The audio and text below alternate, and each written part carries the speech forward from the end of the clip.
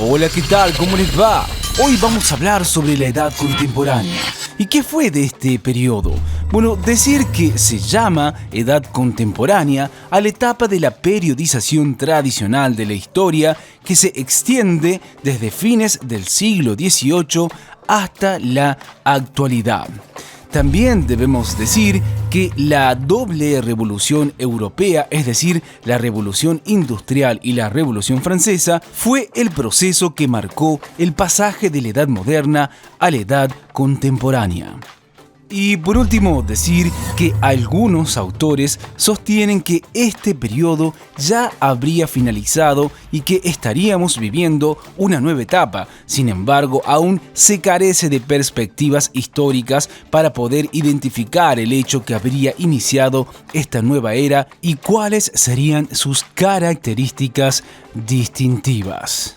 Sigamos hablando un poco más sobre esta edad contemporánea, particularmente hablar sobre su origen.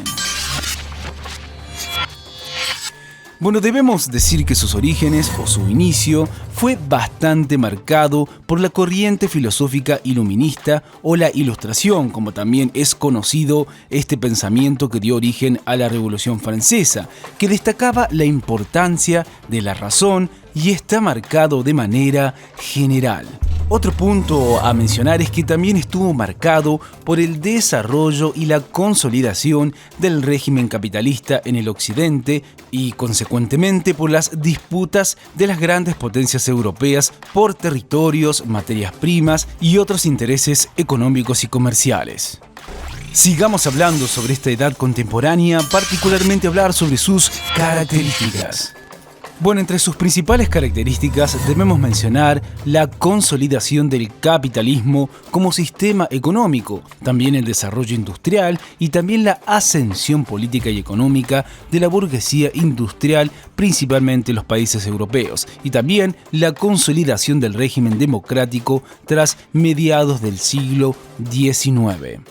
Pero hay más características que describen e identifican este periodo del tiempo, porque debemos decir y recordar que las brigadas entre las grandes potencias europeas que luchaban por los mercados consumidores, fuentes de materia prima y la conquista de territorios, la disputa dio origen a los movimientos conocidos como imperialismo y neocolonialismo. Otra característica a mencionar es el amplio desarrollo tecnológico, principalmente a partir de mediados del siglo XX, y también no dejar de mencionar que a principios del siglo XX estuvo marcado por el avance de los Estados Unidos de América como la potencia mundial.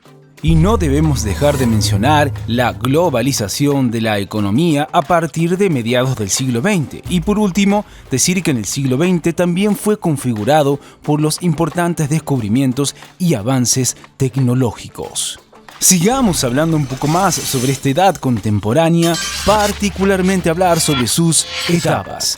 Bueno, se puede decir que la edad contemporánea está fraccionada en 3 etapas, que a continuación veremos cuáles son y explicaremos un poco sobre lo que estuvo envuelta en cada uno de estos periodos o etapas. Comenzando con la Edad Alta, desde 1776 a 1870. En estos años hubo una gran cantidad de revoluciones y luchas. Estos fueron muy importantes para la formación de la sociedad como la conocemos hoy en día.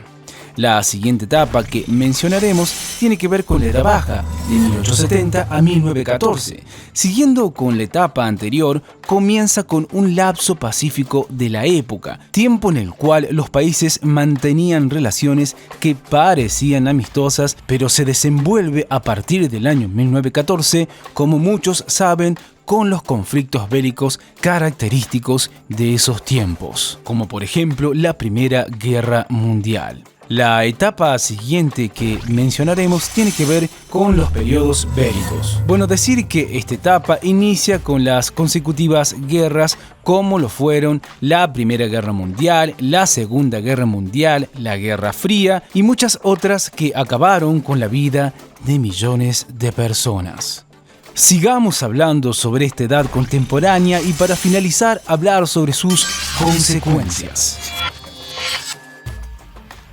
Bueno, las primeras consecuencias que mencionaremos tienen que ver con las crisis económicas mundiales. Lo que sucedió es que con la expansión del capitalismo y la creación del mercado mundial, los capitales están relacionados unos con otros. Por esto, cuando comienza una crisis, rápidamente tiene consecuencias en el resto del mundo. El mayor ejemplo de esto es la crisis de diciembre de 1929, cuando cayó la bolsa de Nueva York. Otra consecuencia a mencionar tiene que ver con los conflictos territoriales entre Europa y sus áreas coloniales, así como en otros países debido al nacionalismo y la entidad patriótica sucede lo mismo. También se comienza a ver la creación y desarrollo de armamentos militares devastadores como lo son las bombas atómicas. También no debemos dejar de mencionar la desigualdad social, porque se genera una gran diferencia entre las clases sociales y la riqueza queda concentrada en muy pocas manos. Otras consecuencias a mencionar sobre esta etapa tiene que ver con la contaminación y destrucción del medio ambiente por motivo del crecimiento en la producción mundial, y también el alto índice de consumo humano es otra consecuencia que comienza a ser notorio en este periodo. Y también mencionar el crecimiento de la población mundial y su concentración en grandes ciudades. Por primera vez en la historia hay más personas viviendo en centros urbanos que en el campo. Y por último mencionar el capitalismo a nivel mundial. Bueno, esto es todo por hoy. Como siempre les decimos, chequeen los videos de nuestro canal que seguramente les serán de utilidad. ¡Hasta la próxima!